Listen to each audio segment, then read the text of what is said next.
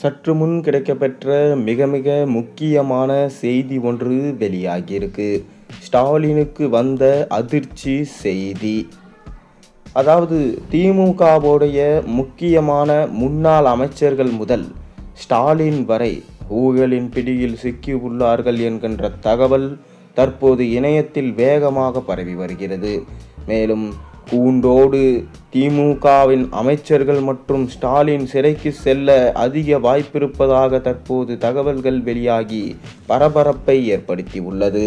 தொடர்ந்து விஜய் தலைமையிலான தாவேக அரசை எப்படியாவது கவிழ்த்துவிட்டு மீண்டும் உதயநிதி ஸ்டாலினை அமைச்சராக பொறுப்பேற்க வைக்க வேண்டும், முதலமைச்சராக்க வேண்டும் என ரகசியமாக பல திட்டங்களை தீட்டியிருந்தார் ஸ்டாலின். கடைசியில் அனைத்தையும் நொறுக்கிவிட்டார் விஜய். தற்போது ஸ்டாலின் அவர்களுக்கு தொடர்ந்து பல்வேறு சிக்கல்களை தாவேக அரசு கொடுத்து கொண்டுதான் வருகிறது. அது மட்டுமில்லாமல் இன்ஸ்டாகிராம் போன்ற சமூக வலைத்தளங்களை பயன்படுத்தி விஜயின் அரசு மீது சட்டவிரோதமாக பல விஷயங்களை பரப்பி வருகின்றனர் திமுகவினர். மேலும் பார்த்தீங்கன்னா ஒரே வாரத்தில் 2வது முறையா தாவேக அரசுக்கு அமலாக்கத்துறை கடிதம் அனுப்பியிருக்காங்க. பண முறைகேடு மற்றும் வருமானத்திற்கு அதிகமான சொத்து சேர்த்த புகாரில் திமுக முன்னாள் அமைச்சர் அனிதா ராதாகிருஷ்ணனை விசாரிக்க அனுமதி கேட்டு அமலாக்கத்துறை தமிழக அரசுக்கு கடிதம் அனுப்பியிருக்காங்க. முன்னதாக செந்தில் பாலாஜியை விசாரிக்க அனுமதி கேட்டு தமிழகத்தில் ஆளும் தாவேக அரசுக்கு அமலாக்கத்துறை கடிதம் எழுதியிருந்தாங்க. அமலாக்கத்துறை அனிதா ராதாகிருஷ்ணனை விசாரிக்க வேண்டும் என அனுப்பியிருக்க கடிதத்தில் அனிதா ராதாகிருஷ்ணன் மீது ஏற்கனவே நிலுவையில் இருக்க வருமானத்திற்கு அதிகமான சொத்து சேர்த்த வழக்கு மற்றும் அதனுடன் தொடர்புடைய பண மோசடி விவகாரத்தில் சட்டவிரோத பண பரிவர்த்தனைகள் ரொம்ப அதிகமாக நடந்திருக்கிறதா அமலாக்கத்துறை தற்போது குற்றம் சாட்டியிருக்காங்க. மேலும் இந்த சட்டவிரோத பணப்பரிமாற்ற தடை சட்டத்தின் கீழ் முன்னாள் திமுக அமைச்சர் அனிதா ராதாகிருஷ்ணனை முழுமையா மற்றும் விரிவா விசாரணையை மேற்கொள்ள தங்களுக்கு அனுமதி வழங்க வேண்டும் என்று தமிழக அரசிடம் அமலாக்கத்துறை கடிதம் எழுதியிருக்காங்க. முதல்வராக விஜய் பொறுப்பேற்ற பின்பு அமலாக்கத்துறை அனுப்பியிருக்க 2வது கடிதம் இது.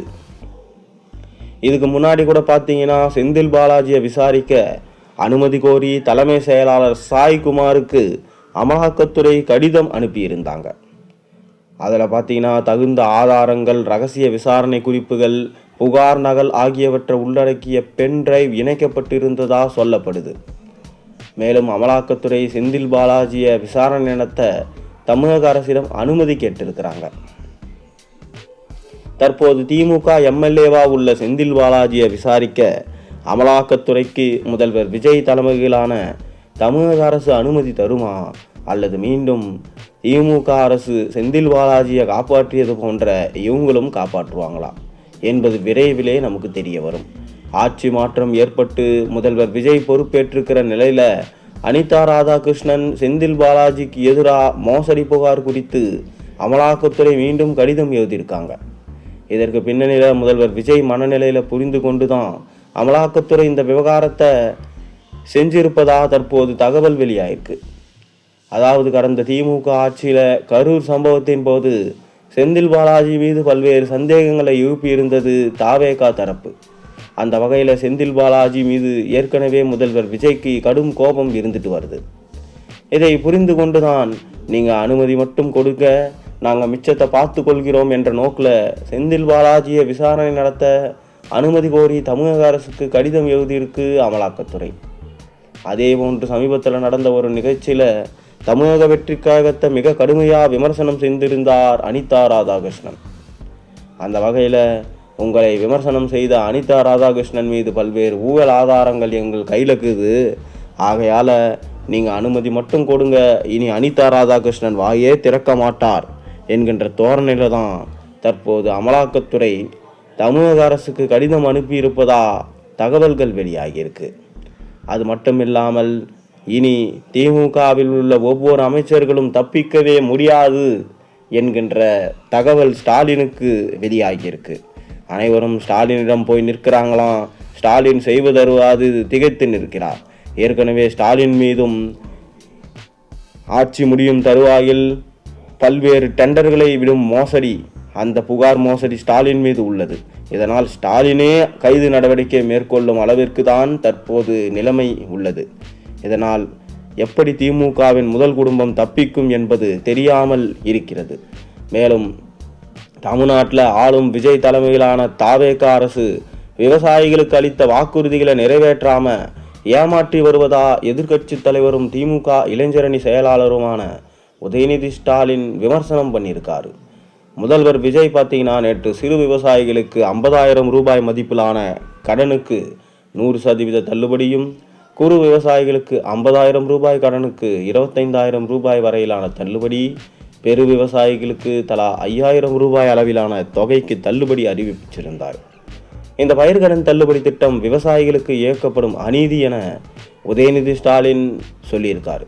தேர்தல் பிரச்சாரத்தின் போது 5 ஏக்கர் வரை நிலம் வச்சிருக்கும் விவசாயிகளுக்கு முழுமையாக பயிர்கடன் தள்ளுபடி செய்யப்படும் என தாவேகா தரப்பில் வாக்குறுதி அளிக்கப்பட்டது. ஆனால் தற்போது இந்த திட்டத்தில் 50,000 வரையிலான கடனுக்கு மட்டுமே முழு தள்ளுபடி அளிக்கப்படும் என சொல்லப்பட்டிருக்கு. இது விவசாயிகளுக்கு பெரும் ஏமாற்றத்தை ஏற்படுத்தியிருக்கிறதா உதயநிதி ஸ்டாலின் குற்றம் சொல்லியிருக்கார். இந்த முடிவு விவசாய சமூகத்தினருக்கு பெரும் பின்னடைவை ஏற்படுத்தியது என தெரிவிச்சிருக்காரு.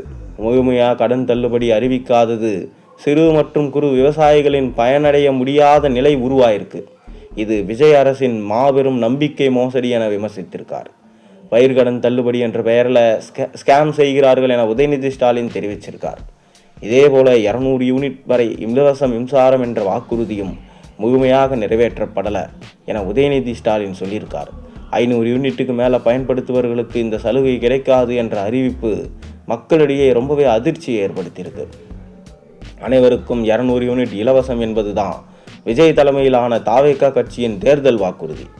இந்த இரு விவகாரங்களையும் அரசின் கொள்கைகளை உள்ள முரண்பாடு என உதயநிதி ஸ்டாலின் தெரிவிச்சிருக்கார்.